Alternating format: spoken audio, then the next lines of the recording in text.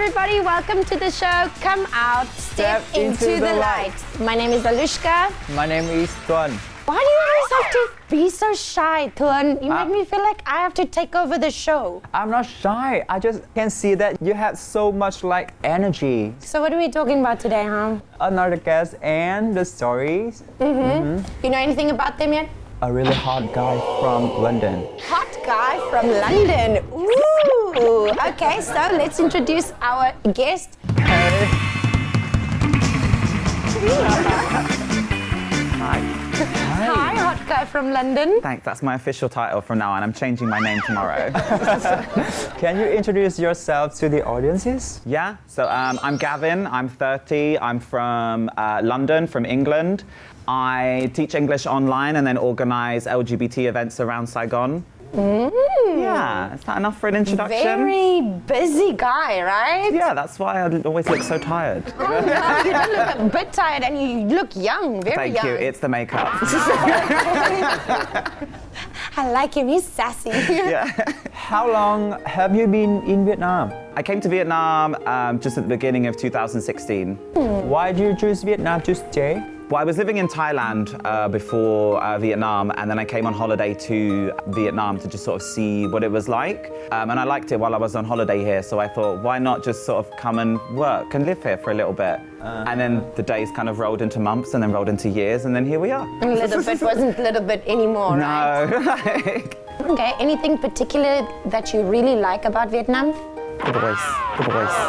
Oh, The okay. food's good too. While we're on the boy topic, do you have any particular boys in your life at the moment, or a type of guy that you like, or something like that? Aside from Tuân, yeah, I don't know. I don't really have That's so red. I don't really have a type. Just kind of someone who's nice, friendly, could make me laugh, it's funny. If they're hot, that's a bonus as well. If they're rich and successful, also a bonus. Okay, so are you rich? Billionaire? No, I'm so poor. But look at that watch. Back to the story of Gavin. What have you experienced in Saigon? Like Vietnamese food is pretty good. Vietnamese boys are better. A generational difference, I think, like between kind of like millennials and sort of a bit under. They're like much more open towards sort of like the idea of being gay or going towards any kind of alternative spectrum, compared to sort of like older guys tend to be much more kind of closeted and like discreet only on Grindr, you know? Don't show it on Facebook, please. Yeah, just like a topless, a headless torso. How is your life in Saigon? Is it good? I think, yeah, it's easy to meet people here. A lot of opportunities, and just sort of, if you're willing to like throw the dice and try, I think there's a lot of stuff that you can sort of achieve and do in Saigon. I feel that a lot about Saigon. If you're really willing to put yourself out, it's a city where you can really make yourself. Easy for you to get a job here? I teach English, but I do it online, so I can kind of live anywhere. I'm just sort of working remotely. Have you been teaching in a school compared to online? I taught in a school for the first kind of 6 months that I was in Vietnam, and then the time I was in China and Thailand, I worked at a school there. But yeah, like online is much better, and I think that's kind of the future. Have you made any like cool friends here in Saigon? A lot of interesting people in Saigon, interesting characters, you know. So I've really enjoyed getting to know a lot of the people that I have through organising events, and the people that I've sort of come into contact and been working with through doing that as well. It makes you like more happy. I want you to stop being so humble and tell me, what is the real thing that you are doing in Vietnam? So I organise LGBT events. I started in 2017, organising a drag show with music, and then from then we've done some parties where it was just based on music. We're called Full Disclosure. Full Disclosure is about laying everything on the line and not hiding anything, being completely open. So the idea is you come into this space and you come to these parties and like just be yourself. Don't hide anything. Okay, so I just want to ask about your childhood. Growing up, I think it was quite a dysfunctional environment. It was difficult growing up for me, I think, because there was a lot of issues with kind of like alcoholism. Like my dad was never a part of my life. My mum and my stepdad, kind of not a very positive environment to grow up in, where there was... You're not supposed to be in that. No. But you find a way to just kind of cope with it and deal with it, and then look at your surroundings, see that like if this is the environment that you're in, then you kind of have a choice sort of moving forward where you accept that that is your life. Make sure that you're not in that kind of situation or those surroundings in the future.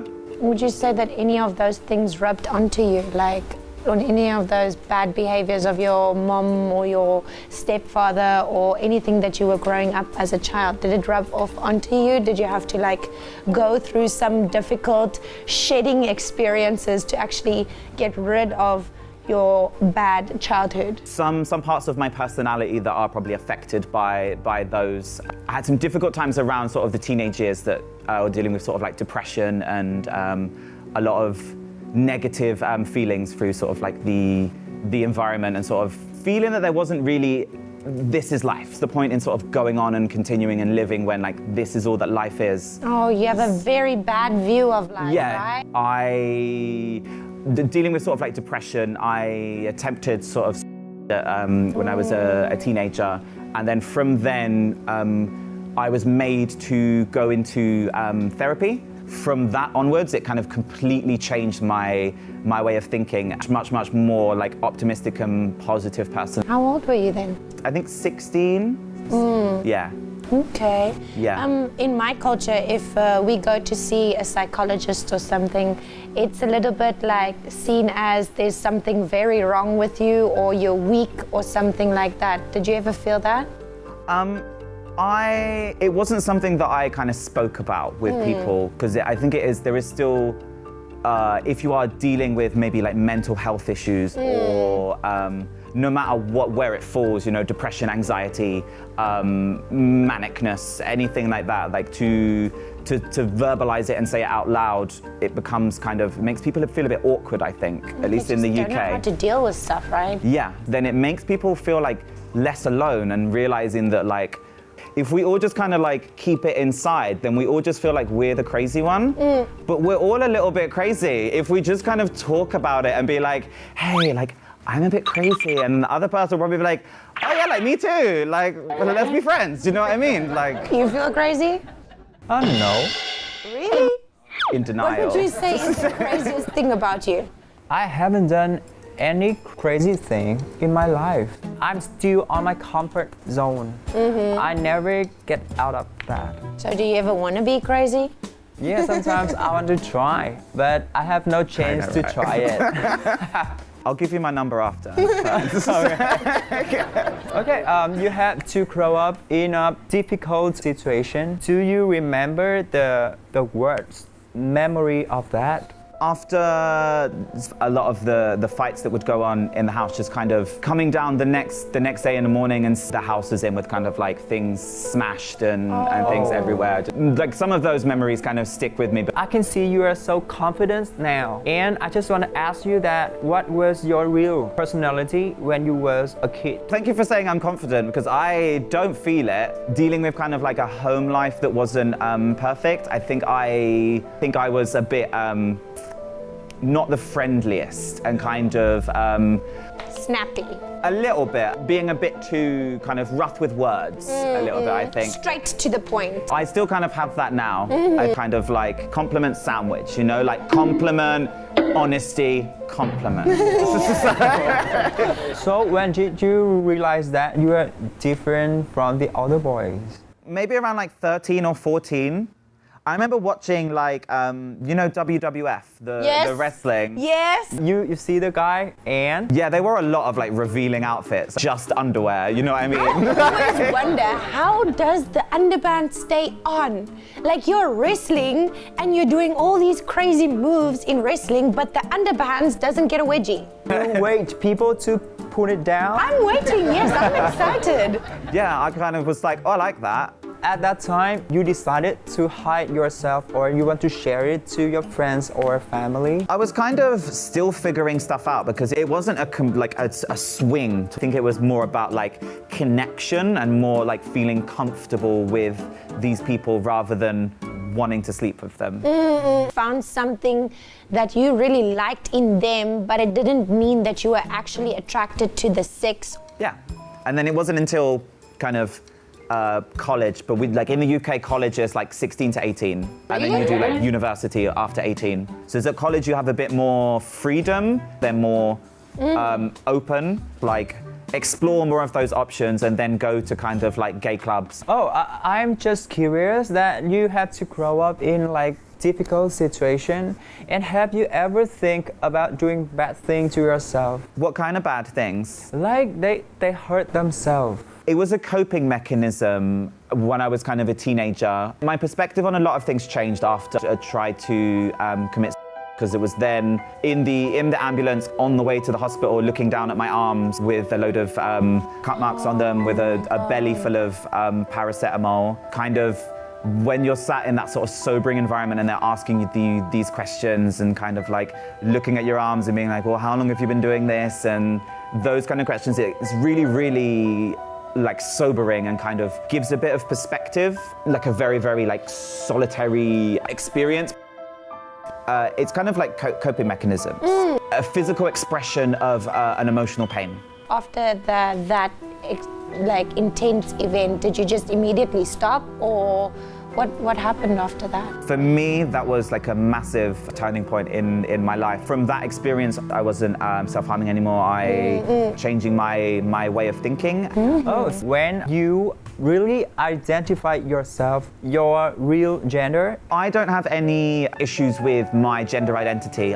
My sexuality, I became more open when I went to university, because I moved away from London and to Southampton, and it was much easier in a completely new environment where you don't know anyone. Being an adult for the first time, moving away. I've been like kind of financially independent since I was about 16 anyway. So. When was the time where you actually came out and had a boyfriend and your first love and that kind of thing? Did that happen? Not yet. Not well, I had a boyfriend, but like love, no. And I'm really sad about that. Like, I know, forever alone. Please. If you're watching, please date me, please. So far, like one boyfriend, and that was when I was living in Thailand, only for about 6 months. And then aside from that, I've kind of dated people, but I find that like my issue is I don't want someone to be with me just because I'm the one that's suitable for right now. I want to be with someone that wants to be with me because they want to be with me possibly forever. So then when I'm trying to find someone to date, I'm kind of like, well, I like you, but like, what if I like the next person more? And then like, then we're already kind of doing this. And then like, how do I, Commitment issues. Yeah, I know, right? It's difficult in this, so with like Tinder, I think everybody kind of has the same, where they kind of think like, oh, the love of my life might be just like a swipe away. So how do you, why settle for someone's flaws when the next person may be much better without any flaws? Too many options, that's the problem. Our world is so interconnected. Thing like true love is so difficult to find. I'm hoping it will have happened today. So just remove Tinder, Grindr, whatever.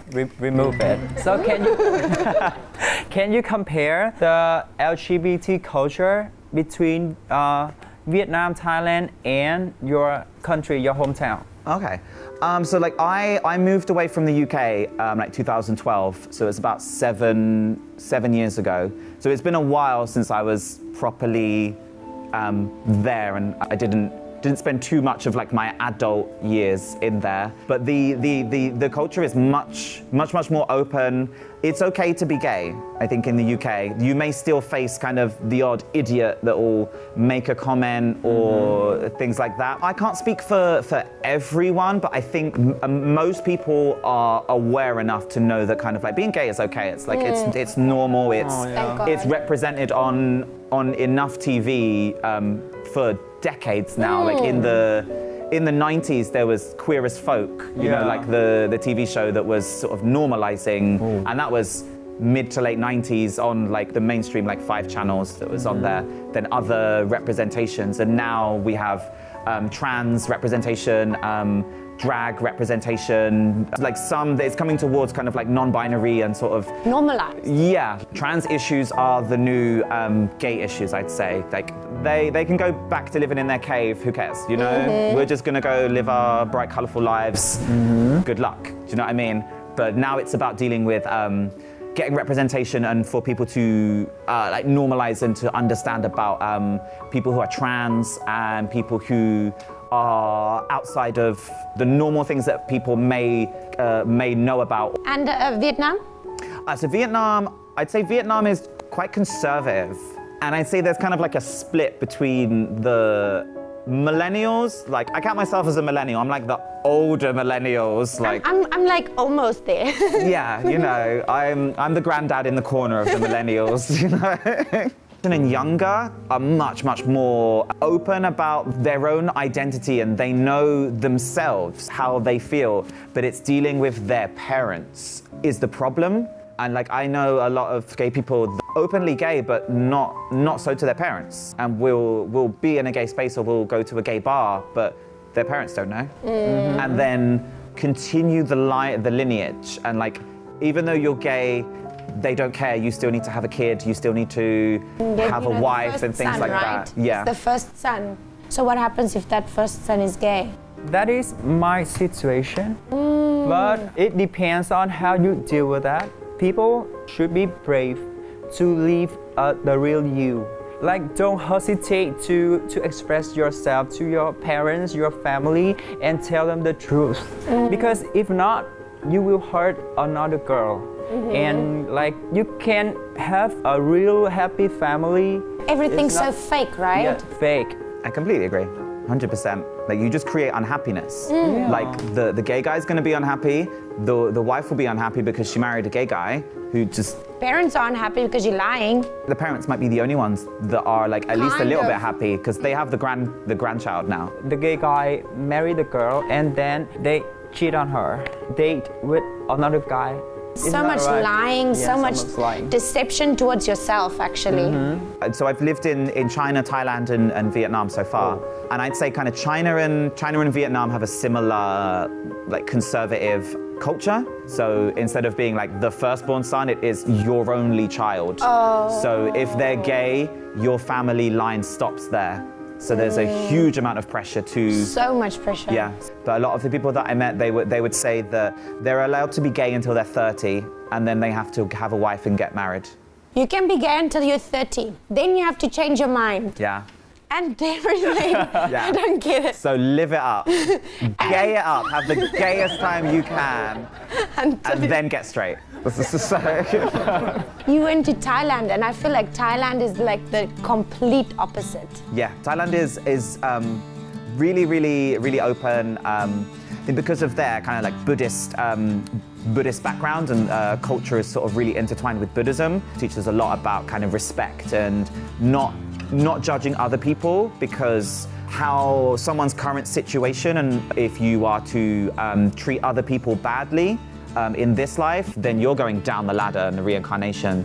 Generally, it's about kind of being nice and a good person to Being nice a lot of to people. others, so you can move higher up the ladder. You move closer to Nirvana and Buddha. Okay. It's not 100% open. They're a lot more open towards trans women and trans men than other countries. It's been part of their culture for a long time, but just the words that they use maybe not the best, even in their own country, calling themselves, well, other people that come, they're calling them ladyboys instead of the Thai, which would be Kat Tây, which means kind of transgender person.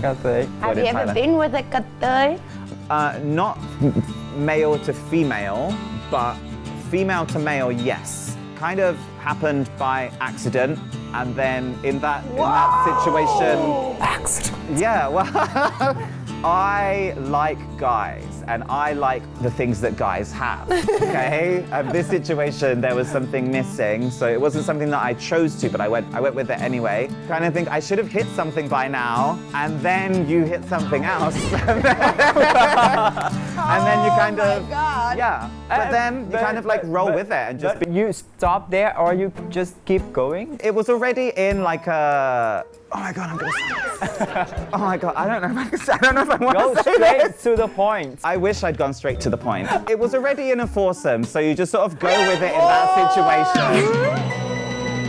I don't know if I want to keep that in. Too many people. Just kind of like go with it. Yeah. And you go with it. Yeah. After that, it made me kind of question like sexuality and kind of attraction a bit as well. Kind of like, well, if someone has the appearance of completely presenting as male with muscles, a beard, body hair, everything, but then they have a different genitalia and sort of those things, it made me reevaluate a little bit about how like attraction and kind of what I could be open to. Attraction stay one way, or is it something that evolves? For me personally, as someone who's presenting as a more male aesthetic, and I like guys, but at the same time, I would be open to dating a trans person who also hasn't necessarily had gender confirmation surgery. Okay, interesting. I know that you will stay in Vietnam for a long time because of the hot guys here. So I want to ask about your future plan. So my future plans are become rich and successful, become CEO of my own company and business, find a husband, solve world hunger, create world peace, you know, just like casual things. Anything for this year? Expand on the events that I'm doing. Hopefully starting the beginning of the dry season, I want to start doing monthly pool parties, and then as well as expanding out into some other events. And I'd like to start a business in the process of trying to create an online English learning platform that targets the Vietnamese market. So I sort of created websites and some things like that as a teenager and would run. So you have media on your side, you have coding on your side, you have online work on your side, and I think you're definitely going to be very successful. Thank you. If you are interested in any of these qualities, please do write in. I am available. So I guess the message that he wants to send to the LGBT community is he's still available. Yeah, 100%, like almost too available. Do you have any experiences that you want to share to the LGBT community to help them to lead a happy life, to be brave, and to deal with the difficulties? The best thing that I could say would be, no matter what the situation that you're in and the environment that you're in, that's not forever. And things can change really quickly. It just takes either making that point to kind of make the change, or put yourself in a situation where change can happen. Don't be a horrible person. Just be like a nice person. Live yourself and like be true to you, because you've got one life. Why would you base your life choices on someone else that's not living your own life? And sometimes people's reactions are completely different to what you would expect. But you don't know that unless you take that chance and say it. And the repercussions of something going negatively could be there, but at the same time, the repercussions of living a lie are forever. That's too deep. I know. What he's actually trying to say is that it's the end of the show right now, and we have to say goodbye to you, and like every time I do something like this, I always feel like there's some kind of warm feeling inside my heart. Thank you so much for that though. Thanks for coming, Gavin. That's okay. I'm sorry that I didn't have an emotional deep moment. I'm not boring here. Just try and keep it happy and positive. Yep. Thank you so much for watching. You can check out